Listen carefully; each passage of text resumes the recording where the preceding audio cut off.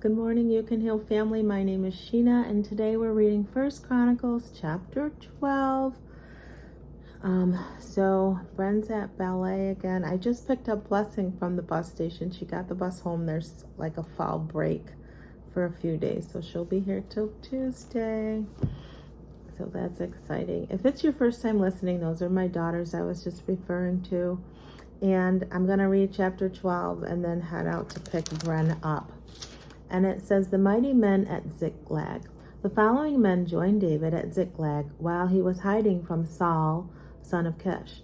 They were among the warriors who fought beside David in battle. All of them were expert archers, and they could shoot arrows or sling stones with their left hand as well as their right. They were all relatives of Saul from the tribe of Benjamin. Their leader was Ahiezer, son of Shema, from Gibeah. His brother Joash was second in command, and these were the other warriors: Jaziel and Pelet, sons of Azmapheth, Barak and Jua from Anathoth, Ishmaiah from Gibeon, a famous warrior and leader among the 30, Jeremiah, Jahaziel, Johanan, and Jozabad from Gedera, Eluzai, Jeremoth, Beliah, Shemariah, and Shephatiah from Ahuf, Elkanah, Isahiah, Azarel, Joazer, and Jashabeam, who were Kohorites, Joel and Zebediah, sons of Jeraham from Gedor. Some brave and experienced warriors from the tribe of Gad had defected to David while he was at the stronghold in the wilderness. They were experts with both shield and spear, as fierce as lions and as swift as deer on the mountains. Azir was their leader, Obadiah was second, Eliab was third, Mishama was fourth, Jeremiah was fifth, Attiah was sixth, and Eliah was seventh. Johanan was eighth, Elzabad was ninth, Jeremiah was 10th, and Machabani was 11th. These warriors from Gad were army commanders. The weakest among them could take on hundreds of regular troops, and the strongest could take on thousands. They crossed the Jordan River during its seasonal flooding at the beginning of the year and drove out all the people living in the lowlands on both the east and west banks. You want to say hello? Huh? Come here. I just told him you were home from school. Oh, you're recording? Yeah, I am. Hey, gang and love. Hey, There's Blessing. She let me get Chick-fil-A. Yeah.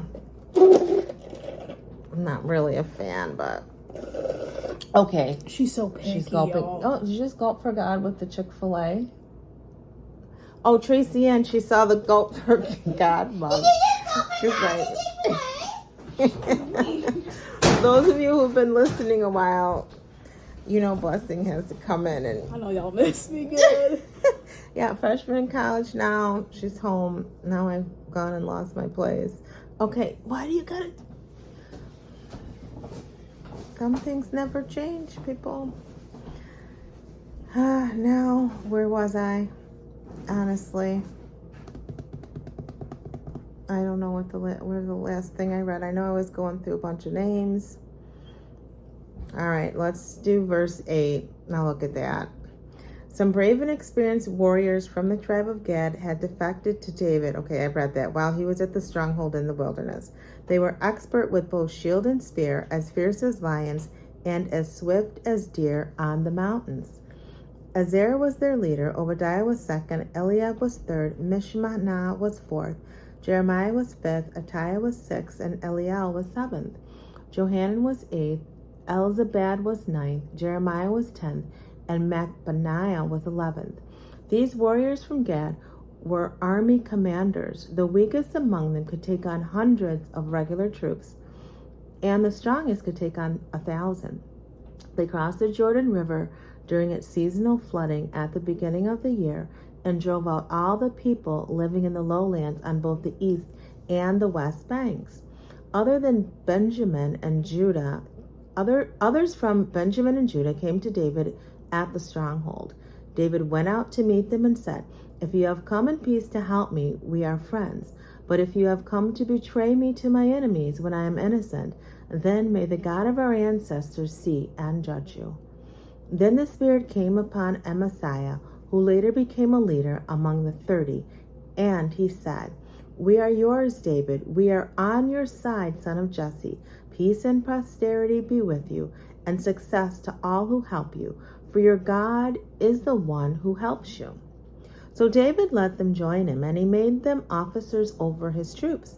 Some men from Manasseh defeated from the Israelite army and joined David when he went with the Philistines to fight against Saul. But as it turned out, the Philistine leaders refused to let David and his men go with them. After much discussion, they sent them back, for they said, "It will cost us our lives if David switches loyalty to Saul and turns against us." Here is the list of men from Manasseh who defected to David, and he was returning to Ziklag: Adnah, Jozabad, Jedidiah, Michal, Jozabad, Eliu, and Zephiah. Each commanded 1,000 troops from the tribe of Manasseh. They helped David chase down bands of raiders, for they were all brave and all warriors who became commanders in his army. Day after day, more men joined David until he had a great army, like the army of God. And deep breath there. The next section is the mighty men at Hebron. These are the numbers of armed warriors who joined David at Hebron. They were all eager to see David become king instead of Saul, just as the Lord had promised. From the tribe of Judah, there were 6,800 warriors armed with shields and spears. From the tribe of Simeon, there were 7,100 warriors. From the tribe of Levi, there were 4,600 troops. This included Jehoiada, leader of the family of Aaron, who had 3,700 under his command. This also included Zadok, a young warrior, with 22 members of his family, who were all officers. From the tribe of Benjamin, Saul's relatives, there were 3,000 warriors. Most of the men from Benjamin had remained loyal to Saul until this time. From the tribe of Ephraim, there were 20,800 warriors, each famous in his own clan.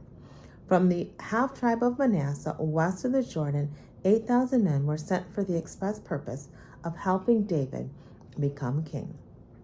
From the tribe of Issachar, there were 200 leaders of the tribe with their relatives. All these men understood the temper of the times and knew the best course for Israel to take. From the tribe of Zebulun, there were 50,000 skilled warriors, and they were fully armed and prepared for battle and completely loyal to David. From the tribe of Naphtali, there were 1,000 officers and 37,000 warriors armed with shields and spears. From the tribe of Dan, there were 28,600 warriors, all prepared for battle. From the tribe of Asher, there were 40,000 trained warriors, all prepared for battle. From the east side of the Jordan River, where the tribes of Reuben and Gad and half the tribe of Manasseh lived, there were 120,000 troops armed with every kind of weapon. All these came in battle array to Hebron with the single purpose of making David the king of Israel. In fact, all Israel agreed that David should be their king. They feasted and drank with David for 3 days, for preparations had been made by their relatives for their arrival. And people from as far away as Issachar, Zebulun, and Naphtali brought food on donkeys, camels, mules, and oxen, vast supplies of flour, fig cakes, raisins, wine, olive oil, cattle, and sheep were brought to the celebration. There was great joy throughout the land of Israel. Well, obviously David was moving into the right position. If this isn't confirmation, like all these people came in this big celebration, so maybe that's how you know if you're moving in the right direction or in a position, because people will celebrate you, right? People will be happy for you, and it'll be an easy, smooth transition. So that was the list at the end of chapter 12, the mighty men at Hebron, when David was taking his rightful position. So that's the end of chapter 12. Tomorrow, chapter 13 is super short. Oh, Coach Jessica, I'll probably read 2 chapters tomorrow. I'll read 13 and 14 because I think the Bible reading would probably be about 2 minutes. So we'll read both chapters tomorrow and just keep plugging away. I'm thankful for you, as always, for your dedication as well to hear the reading of God's Word. Always remember, true healing begins with self-love. Why? Because God is love and He lives on the inside of you. I love you, and we'll talk tomorrow.